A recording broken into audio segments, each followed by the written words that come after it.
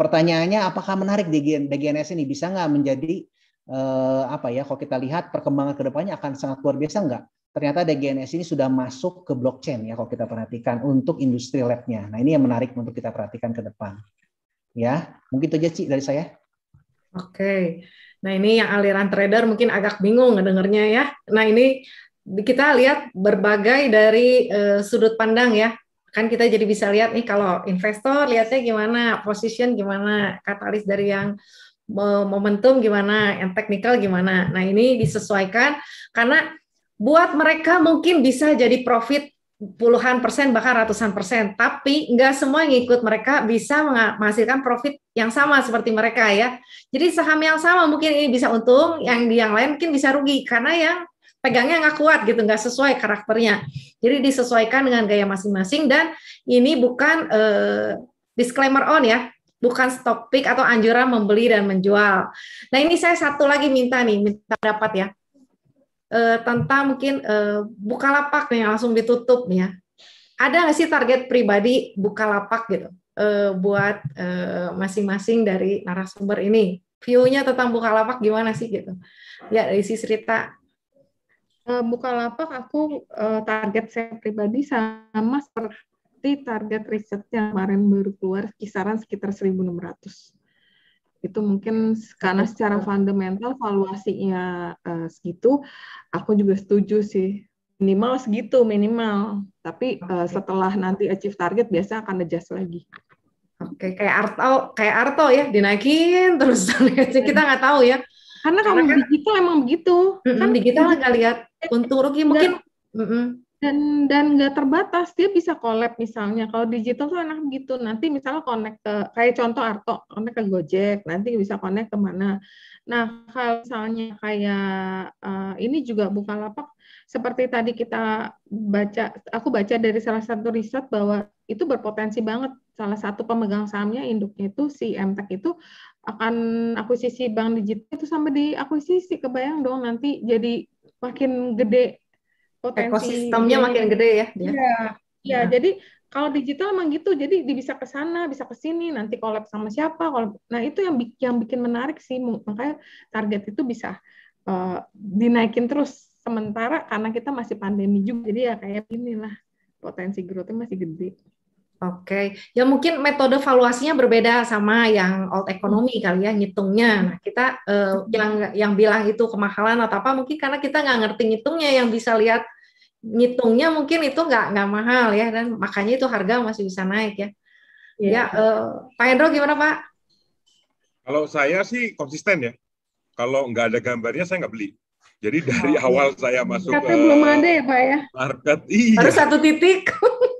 Jadi sampai dibikinin stiker tuh kalau di The Traders, quote dari Pak Haim gitu. Saya tidak akan beli saham IPO sampai kapanpun karena nggak ada gambarnya. Saya nggak bisa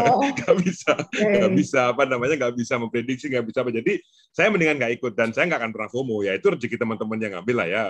Saya ikut happy aja gitu. Jadi kalau disuruh ngeramalin apa, kalau nggak ada base gambarnya atau chartnya, I have no view gitu. Karena saya nggak bisa ngapa-ngapain dengan karena saya memang di situ mainnya gitu. Kalau kayak dokter nggak ada stetoskop ya nggak bisa meriksa orang gitu, nggak bisa tahu penyakitnya apa, kasarnya gitulah. Jadi saya nggak, kalau buka ya lihat aja nanti, kalau udah setahun baru saya bisa lihat. Udah ada lukisan ya Pak? Udah ada lukisannya, ada gambarnya baru bisa. Kalau belum ada saya nggak sanggup. Nah ini kan jadi lingkaran kompetensinya beda-beda karena toolnya Pak Hendro gambar ya. Ya, saya mau konsisten aja, jangan saya selama ini ngomongnya tentang chart-chart segala macam, tapi begitu IPO saya ikut ngomong, Bapak kan chartnya nggak ada kok ngomong kayak gini, dari mana bisnya, saya nggak bisa jawab. Gitu. Saya mau konsisten aja bahwa nggak ada gambar ya saya nggak ikutan. Ya kan nggak harus semua saham kita beli juga kan. Jadi ya saya kalau IPO saya pas aja, semua IPO saya pas, nggak pernah ikut. Oke, thank you Pak. Ya dari gambar juga bisa cuan, mending dari yang kita ngerti ya. Ya masih ada yang lain lah. Oke, lanjut. Ke Budi gimana kok? Sama, kan saya trader juga. Kalau trader nggak ada teknikalnya mau lihat apa. Jadi udah jelas saham-saham IPO udah pasti kita skip. Apalagi secara fundamental saya masih bagian dari alt fundamental. Jadi ya itu buka udah pasti skip. Oke, buat yang lain ya kok. Sama, kita mau entry di mana? Mau lihatnya di mana entry cuma satu titik begitu. Patokannya nggak ada support resisten. Betul, betul. Jadi ya kalau cuma gara-gara hype doang segala macam ya belum bisa kelihatan apa-apa ya kita nggak beli. Makanya memang saham-saham IPO selalu pasti kita skip. Oke, ini kan dari 3 orang udah beda ya. Dari Andre saya udah tahu jawabannya, Andre. Apa sih jawaban Ci? Saya mah terserah Cici. Nggak bisa. Kamu harus ngarang. Ya, kalau saya sih ya saya nggak tahu Ci. Kalau Bukalapak mah ya memang saya nggak ngikutin sih ya Bukalapaknya sendiri ya. Jadi karena kan saham IPO juga ya sama dengan Pak Hendro sama Ko Budi gitu kan. Jadi kita memang belum paham juga gitu. Jadi bagi saya sih lebih manage resikonya di sana ya. Kita paham, kita beli karena kita paham, ya udah gitu kita yakin jadinya. Oke, nah ini kan kita lihat ya sudut pandang dari beberapa orang ini. Dan yang nggak beli belum tentu salah, yang beli juga belum tentu salah, belum tentu benar kan. Jadi ya senyamannya masing-masing ya. Nah mungkin acara buat hari ini cukup di situ. Saya minta closing statement-nya ya dari para narasumber. Dari Sis Rita dulu, Sis silakan.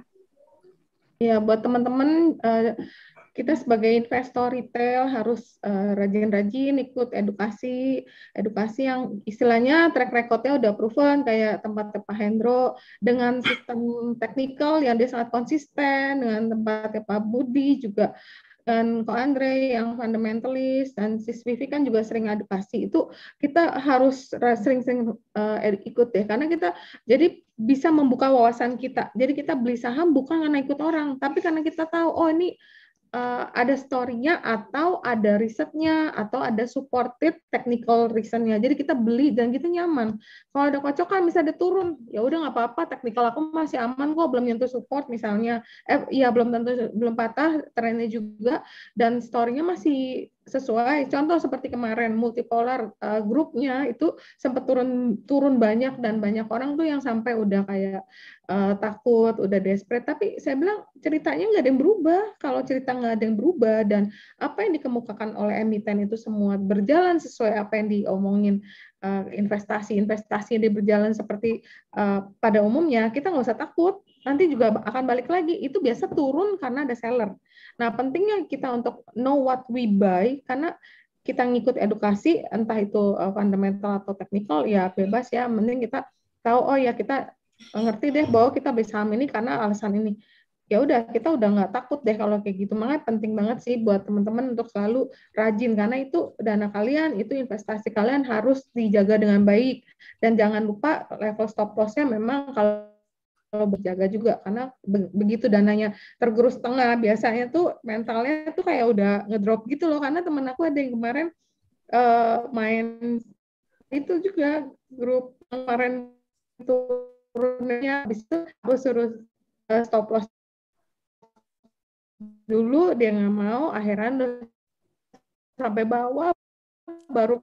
Nah pas ngebalikinnya lagi, lain perlu waktu untuk mengembalikan. Jadi satu edukasi, kedua jaga level stop loss buat trader, kita tahu apa yang kita beli. Mungkin itu aja CPV buat teman-teman. Oke, thank you sis. Jadi kalau udah beli di ini ya, jangan dicuekin. Kita mesti dirawat itu sampai jadi dan menghasilkan sesuai apa yang kita inginkan. Tapi kalau ternyata arahnya nggak sesuai sama yang kita pengen, sesuai keinginan, kita mesti tahu mesti ngapain. Nah intinya gitu. Saya juga sering ngedengar sih insight dari si ini. Ya tetap aja yang jagain mah kita, kan yang ngasih insight nggak punya kewajiban ngejagain saham kita ya. Ya Pak Hendro gimana Pak? Iya benar. Oke, thank you. Ini ada beberapa quotes lah untuk menutup pertemuan kita hari ini ya. Jadi yang pertama, teman-teman yang masih loss, jangan putus asa, jangan patah semangat. Masih selalu ada kesempatan ke depan. Pasar nggak pernah tutup. Selalu akan ada harga saham yang naik tiap hari. Nggak pernah turun semua setiap hari, nggak ada. Gitu. Pasti ada. Sejelek-jelek pasar pasti ada. Jadi selalu ada kesempatan ke depan. Yang selama ini udah cuan terus segala macam jangan jumawa, karena pasar itu kadang-kadang menghukum yang paling sombong. Anda kenanya nanti bisa cukup parah gitu ya. Dan satu lagi buat teman-teman yang niat jadi trader, saya cuman ingetin aja bahwa semakin tinggi target harga Anda di suatu saham dan semakin cepat time frame Anda, risiko pun akan meningkat semakin tinggi. Itu yang kadang-kadang orang lupa, mikirnya cuman ini sampai ke berapa lama, tapi nggak dipikirin kalau turun sampai berapa. Nah, jadi selalu ada risiko di balik setiap pembelian. Kemarin saya ditanya sama seseorang, Pak, saham ABCD ini sampai ke berapa? Saya balikin tanya, kamu siap loss-nya berapa? Saya nggak mau loss, Pak, saya mau cuan aja. Ya udah, jangan beli. Mendingan taruh di tabungan aja, di deposito aja. Karena pasar itu, whenever you open the position, itu artinya kamu udah siap loss. Berapa yang Anda siap loss, itulah yang dipasang sebagai stop loss. Itu wajib kalau buat traders. Ya. Nah, kemudian semua rekomend tadi ya, teman-teman, jangan lupa, jangan ini sama lagi saya mau cerita pesannya. Your money, your responsibility. Jangan serahkan uang Anda untuk proses beli dan jualnya kepada orang lain, siapapun itu. Ya, jadi jangan tergantung orang, oh cerita beli di sini, saya ikut di sana. Pak Hendro beli di sini, saya ikut ke sana. No, decision itu harus dibuat sendiri. Make your own decision. Masukan boleh, Anda tahu dari cerita sekian, kok Andre sekian, kok Budi sekian, dan saya sekian. But the decision you have to make by yourself. Gitu. Jadi itu penting sekali, karena itu untuk belajar mengambil keputusan. Kita mungkin kadang-kadang ngasih lah, ayo masuk ke sini, harganya segini, harganya segini. Cuma kadang-kadang kan nggak semua orang juga jual, cerita jualnya di mana, nanti jual bingung juga kalau nggak ngerti decision-nya. Jadi harus mulai belajar. Loss pertama nggak apa-apa, tapi itu sebagai pelajaran. Makanya kalau untuk newbie atau pemula, saya selalu ingatkan, always start with small. Jangan gede-gede, supaya Anda tahu. Ya, your money is your responsibility. Kemudian, saya tutup hari ini mungkin dengan suatu quote dari Mark Twain ya. Bukan sesuatu yang Anda nggak tahu yang bikin Anda celaka, ya. Tapi sesuatu yang Anda tahu pasti ternyata itu salah. Nah, itu bikin lebih celaka lagi. Itu yang mungkin saya bisa sampaikan hari ini, teman-teman. Stay safe, stay healthy. Mudah-mudahan kita semua bisa melalui pandemi ini dengan selamat bersama keluarga dan semua yang di Indonesia inilah ya. Mudah-mudahan nggak ada lagi yang jatuh korban meskipun sekarang masih cukup tinggi. Sehat terus, sukses selalu, dan jangan lupa untuk bahagia.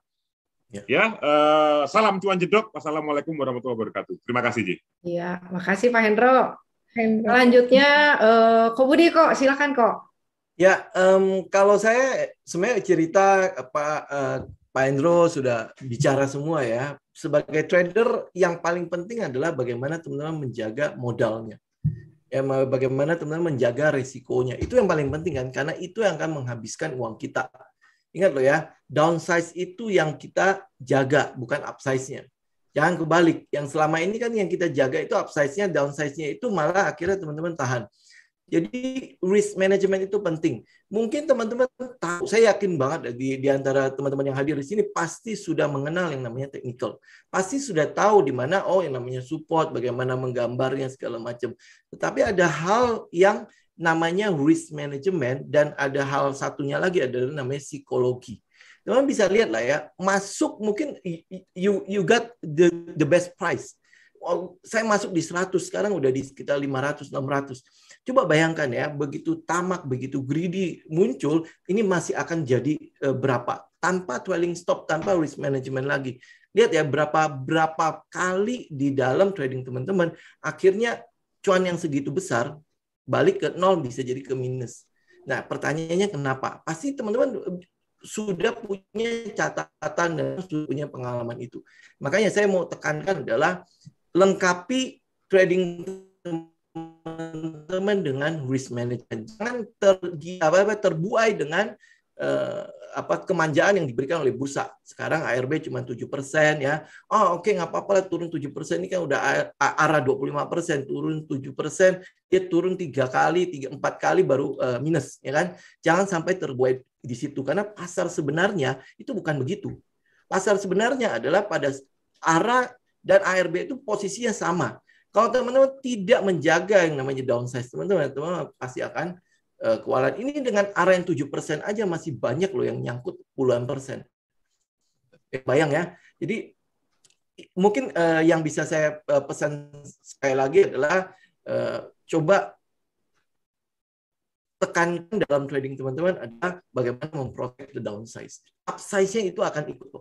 Upsize-nya itu otomatis akan datang. Begitu teman-teman memproteksi downsize-nya. Nah, proteksi downsize ini harus ditaruh di seperti apa?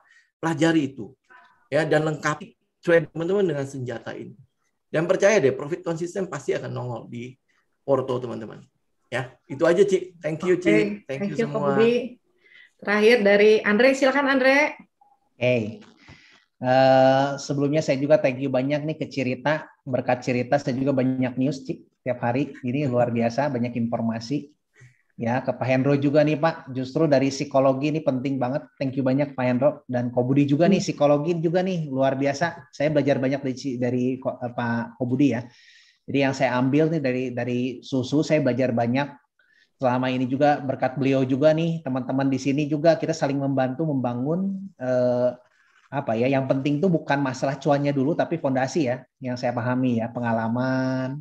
Jadi bagi teman-teman tadi yang Pak Hendro katakan yang belum dapat hasil, belum dapat cuan, ya nggak usah patah semangat katanya kan. Ya tetap berjuang dan selalu pengen belajar ya, ingin belajar ya. Mudah-mudahan setahun yang akan datang nanti teman-teman semua dapat cuan sama-sama nih. Nah di sini senyum-senyum semua ya, ketemu lagi nih. Gitu kan. Saya doakan juga semua tetap dijaga kesehatan ya, diberikan kesehatan. Oh ya, satu hal lagi tadi koreksi saya yang soal BMAS itu bukannya ini Patrick Waluyo, saya hampir salah tadi saya ngomongnya juga Peter Tanuri ya. Patrick Waluyo itu yang kan salah satu yang investor Gojek juga ya. Lotstar Ya betul.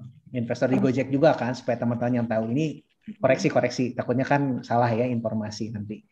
Ya mungkin teman-teman saya doakan juga supaya sehat selalu ya, dan ya supaya Indonesia semangat terus ya, saya yakin bullish ya. Salam cuan semuanya. Thank you Ci. Oke. 7.000 usul ya. Kok Andre masih suka sama Kino Kak? Kok Andre masih suka sama Kino enggak? Suka dong Ci, Kino. Ya. Ingat aja cerita. Ya. Ingat dong, aku masih nyimpen loh. Iya Kino. Tapi itu ayun-ayunnya lumayan itu. Iya. Ya, belum. Iya, Masih lama. Tapi masih bagus itu ya. Iya. Ya, oke, mungkin untuk hari ini saya tutup ya. Jadi yang perlu diingat, mungkin jari teman-teman, Bapak Ibu menentukan nasib uang masing-masing ya. Bukan dari WhatsApp, bukan dari kata si ini, kata si itu. Jadi bertanggung jawab sama keputusan masing-masing ya. Nah, terus jaga kesehatan masing-masing, karena kalau kita sehat, ya mikir kita lebih benar lah. Kalau kita sakit kan ngambil keputusan juga nggak benar.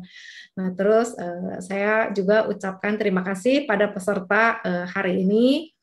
Terima kasih kepada Panin Sekuritas yang telah memfasilitasi acara ini.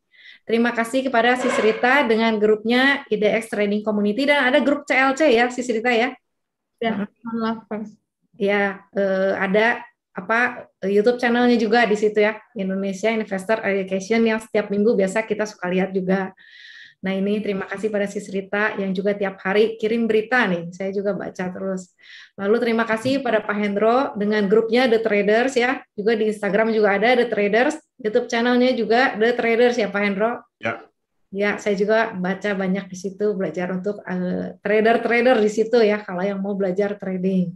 Lalu pada Kobudi, Minds Trading Institute, saya belajar psikologi di situ, pengendalian diri dan resiko ya. YouTube channelnya juga ada Back to Basic Trading ya Kobudi. Ya itu tele. Terus YouTube channelnya ada Minds Trading Institute ya. Yang mau follow silakan. Lalu juga terima kasih para Andre dengan YouTube channelnya ada di Investor Academy Indonesia. Lalu ada di Telegramnya IAI Bandung. Nah ini dari Andre saya belajar fundamental, dan saya belajar mengendalikan diri supaya nggak cepat-cepat jual. Karena kalau saham yang bagus, yang masih ada katalis, masih ada valuasi murah, nah itu kan butuh waktu buat membuktikan kinerja dia di harga ya. Kadang kan beli, kadang kita cuma pengen besok naik, padahal lusa naiknya lebih kencang lagi. Nah itu kita ada yang mesti kita pelajari, kita tambahin lagi. Nah mungkin cukup hari ini kita tutup. Nanti kita lanjut lagi, mungkin ada kita update terus aja, kita bikin syarian ya ini ya, Bapak Ibu teman-teman semua ya. Senang ini ngumpul-ngumpul nih begini. Iya. Oke, terima kasih. Salam sehat semua. Sampai ketemu di event berikutnya ya. Thank you semua. Thank you. Bye. Bye. Stay safe and healthy semuanya.